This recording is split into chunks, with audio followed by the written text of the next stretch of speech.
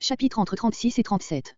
Ces deux chapitres contiennent 4 tableaux représentant le relèvement du peuple de Dieu, qui semblait avoir reçu le coup de mort. Dans le premier, Ézéchiel 36.1-15, l'Éternel se tourne vers les montagnes d'Israël pour leur annoncer la future restauration de son peuple. Ce tableau est de tout point le pendant du précédent.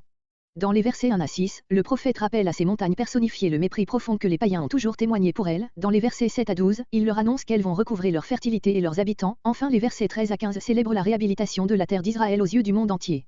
Verset 1. Et toi, fils d'homme? Ce n'est pas ici un nouveau discours, c'est la continuation et le complément du précédent. Verset 2. Les collines éternelles. Aux montagnes du pays d'Israël se rattachait, comme nous l'avons dit, toute l'histoire des relations de Dieu avec son peuple dès les temps les plus antiques, ceux des révélations patriarcales, comparés, pour le terme même, Genèse 49.26, Deutéronome 33.15, Habakkuk 3.6, et pour le sens, Psaume 121.1, Psaume 125.1, Psaume 125.2. Verset 3. Vu et attendu. C'est la forme juridique d'un considérant de sentence, comme déjà Ézéchiel 13.10. Ce qui reste des nations. Ces mots supposent que le jugement que Nebuchadnezzar devait exercer sur les nations voisines d'Israël est déjà accompli. Ce qui reste de ces populations, de Moabites, de Philistins et surtout d'Édomites, aspire à se partager l'héritage du peuple de Dieu. Au malin propos. Ces nations se moquent du Dieu d'Israël, qui n'a pas pu défendre son pays et son peuple contre les conquérants païens. Verset 5. Pour en achever le pillage, après que les Chaldéens ont enlevé le meilleur du butin. Verset 6. Dans ma jalousie. C'est de l'honneur du pays que Dieu avait donné à son peuple, qu'il est jaloux. Verset 8. Il est prêt de venir. Ces mots s'appliquent au peuple, dont le retour approche. Verset 10. La maison d'Israël tout entière, les membres maintenant dispersés du royaume des 10 tribus et de celui de Juda. Ce ne fut pas seulement la Judée, mais aussi la Galilée qui se trouva repeuplée à la suite du retour de l'exil. Verset 12. Ils te posséderont. Le prophète s'adresse, non plus aux montagnes, mais au pays lui-même. Tu ne les priveras plus. Il semble qu'il y ait ici une allusion à cette parole des espions qui, décriant le pays de Canaan devant les enfants d'Israël, disaient « C'est un pays qui consume ses habitants », Nombre 13.33.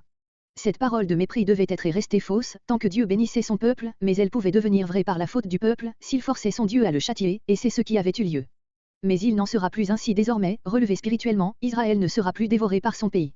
Cette expression figurée de dévorer peut se rapporter soit à la nature du pays qui, pour peu que la pluie manque, devient aussitôt d'une extrême stérilité, ou bien aussi à sa situation, qui en faisait le lieu de passage de tous les conquérants venant du nord ou du sud. Par l'une et par l'autre de ces raisons, il n'y a peut-être pas de pays qui, plus aisément que Canaan, pût devenir pour ses habitants, au premier signe de la volonté divine, soit un Éden, soit un tombeau. Dans ces mots, tu ne les priveras plus, l'action de Dieu par le moyen du pays est attribuée au pays lui-même. Verset 13. Tu as dévoré, littéralement, dévoreuse d'hommes, toi et privant d'enfants ta nation. Voir verset 12, note. Verset 14. Rien ne justifiera plus la mauvaise réputation que l'on a faite dans le monde à la terre d'Israël. Les derniers mots signifieraient d'après le texte reçu, tu ne feras plus broncher la nation, comme si c'était le pays qui avait entraîné le peuple dans le péché et dans le malheur. Ce sens peut s'appuyer sur le verset 15. Mais la transposition d'une seule lettre conduit au sens que nous donnons dans la traduction, sens que paraissent exiger le parallélisme avec le premier membre de phrase et la relation avec le verset 13. Verset 15. Tu ne feras plus broncher. C'est sans doute la ressemblance des termes teschakli, tu as privé d'enfants, et takeshili, tu as fait broncher, qui amène ici ce dernier verbe. Israël n'aurait pas perdu ses enfants, s'il n'avait pas bronché, et la terre de Canaan pouvait bien être accusée de l'avoir fait broncher, puisque c'étaient les restes des anciens Cananéens qui avaient commencé à entraîner Israël dans l'idolâtrie. Verset 16. Verset 16 à 38 le second discours, Dieu glorifiera son nom déshonoré par le châtiment de son peuple.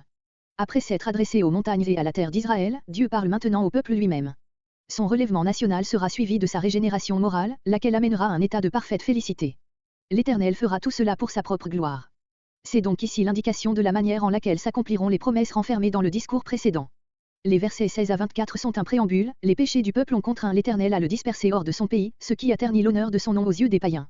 Mais c'est précisément là le motif de l'œuvre de grâce que Dieu promet dans le passage suivant, versets 22 à 32, qui est le centre du discours, en vue de l'honneur de son nom, compromis par la ruine de son peuple, Dieu ramènera Israël, puis le convertira. De là résultera enfin, versets 33 à 38, la transformation du pays lui-même en un Éden. Versets 16 à 21 le péché d'Israël et ses conséquences pour le nom de l'Éternel. Verset 17. Versets entre 17 et 18. Il y a évidemment une relation établie entre la souillure dont il est parlé verset 17 et le sang criminellement répandu, verset 18. Verset 20. Ils ont déshonoré mon nom, non par les péchés qu'ils ont commis chez les païens, mais, comme le prouve la suite, par le fait même de la captivité. Car, en voyant ce peuple conduit en exil, les païens ne se disaient pas, c'est son Dieu qui le châtie, ils se figuraient que ce Dieu était impuissant à le protéger contre leurs ennemis. Voir Ésaïe 48.9-11. Verset 21. J'ai eu pitié de mon saint nom. C'est la transition à la promesse. Dans cette expression frappante et paradoxale, Dieu fait de son nom quelque chose de distinct de lui-même. C'est qu'en effet son nom est sa manifestation et son reflet dans la conscience des créatures. Quand ce reflet pâlit, Dieu sait bien ce qui en résulte pour la créature elle-même. Sa pitié pour son nom est donc au fond sa compassion pour les hommes. C'est pour cela que Luther et d'autres ont cru pouvoir traduire « J'ai eu pitié pour l'amour de mon saint nom », chez lesquels ils sont allés. Cette expression est répétée plusieurs fois, parce que c'est là le fait par lequel le nom de Dieu a été déshonoré. Verset 22. Versets 22 à 32. La promesse du salut, comparée Ézéchiel 11.19-20, Jérémie 31.31-34. Ce n'est pas à cause de vous. Le Seigneur parle de l'œuvre qu'il va décrire dans les versets 23 et suivants. Afin de couper court à toute satisfaction propre et à toute vanterie de la part d'Israël, à l'occasion des bienfaits incomparables qu'il va lui accorder, Dieu explique que c'est par égard pour son nom déshonoré qu'il les graciera de la sorte. Le salut est-il donc pour Dieu affaire d'intérêt propre?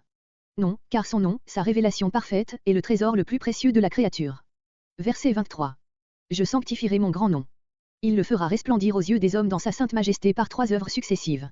Le retour de son peuple en Canaan, verset 24. Sa conversion pas faite à Dieu, versets 25 à 28. L'état glorieux de la terre sainte qui couronnera cette double œuvre extérieure et intérieure, versets 29 à 32. En vous, à vos yeux. Il n'est pas nécessaire de modifier le texte pour traduire, à leurs yeux, ceux des nations. Chacun contemplera l'œuvre de sainteté accomplie chez ses frères, comparé Ésaïe 29.23. Verset 24. Rassemblement et retour du peuple. Verset 25. Purification et régénération du peuple. Une aspersion d'eau pure. Cette image est empruntée au culte israélite, comparé Nombre 19.17-19. La tâche résultant d'un attouchement impur ne pouvait être nettoyée que par la lustration prescrite pour ce cas. C'est à ce fait que font allusion Psaume 51.9 et Zacharie 13.1. L'eau pure est à la fois un emblème du pardon de la part de Dieu et de la rupture avec le mal de la part du pécheur, ainsi de la repentance et de la grâce. Jean-Baptiste avait probablement en vue cette parole, quand il instituait le baptême comme préparation du peuple au royaume de Dieu. Verset 26. Il ne suffit pas à la sainteté divine de détruire le mal, elle veut encore rétablir le bien. C'est ce qu'elle ne peut opérer que par un changement intérieur et radical, la création d'un cœur nouveau. Le cœur naturel de l'homme est comparé à un cœur de pierre, c'est-à-dire insensible aux attraits divins, voir Ézéchiel 11.19, le cœur nouveau a un cœur de chair, que les bienfaits et les châtiments de Dieu touchent profondément, voire même passage. C'est ici l'œuvre de l'envoi du Saint-Esprit qui ne s'est pas accomplie pour la masse du peuple juif, par sa propre faute. Verset 27. Ce cœur nouveau produit une conduite nouvelle, conforme à la volonté divine. Toute cette œuvre est attribuée à l'Esprit de Dieu, qui pourra agir efficacement dans un peuple rendu docile par l'humiliation. Verset 28. La prospérité extérieure qui couronnera ce changement moral. Et vous habiterez dans le pays.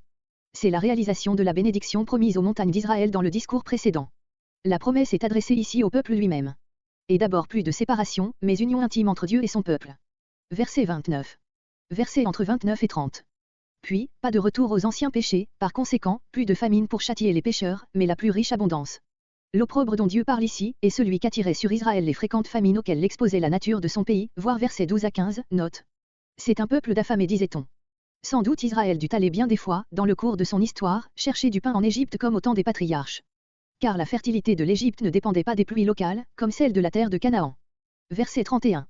À la suite de cette bénédiction extraordinaire, Israël est saisi de honte et de dégoût pour ses iniquités précédentes. C'est là enfin la vraie repentance, celle qui résulte non de la crainte, mais de la reconnaissance et de l'amour, c'est l'enfant prodigue s'écriant, non plus sur la terre étrangère, mais dans les bras de son père, « Père, j'ai péché ». Verset 32. Un dernier mot dans lequel s'exprime encore une fois la pensée fondamentale de tout ce discours, Israël n'a pas à se glorifier de ce salut, dont le but est l'honneur de Dieu lui-même. Toutes choses sont de lui, par lui et pour lui, Romains 11.36. C'est ce que son peuple doit se rappeler, même parvenu au fait du bonheur. Verset 33. Versets 33 à 38. Conclusion, la restauration éternelle du pays. Tout ce tableau est le développement de la promesse sommaire, versets entre 29 et 30. Il serait une répétition oiseuse, s'il n'était destiné à servir de pendant à celui de la désolation d'Édom. Le jour où je vous purifierai. Ces mots rappellent la relation étroite entre le renouvellement spirituel du peuple et la splendeur de l'état nouveau du pays. Verset 34. C'est le pendant de Ézéchiel 35.4, Ézéchiel 35.7. Verset 35. Pendant de Ézéchiel 35.10, Ézéchiel 35.12, où se trouve dans la bouche des Édomites le dire opposé. Comme place forte, pour toujours à l'abri de toute surprise, comme le seraient des villes fortifiées. Verset 36. Les nations qui seront demeurées, après le jugement dont le monde païen aura été frappé, comparez versets 3 et 5. J'ai rebâti, planté. C'est Dieu qui a tout fait, aussi bien à l'extérieur qu'à l'intérieur, pendant de Ézéchiel 35.11. Verset 37.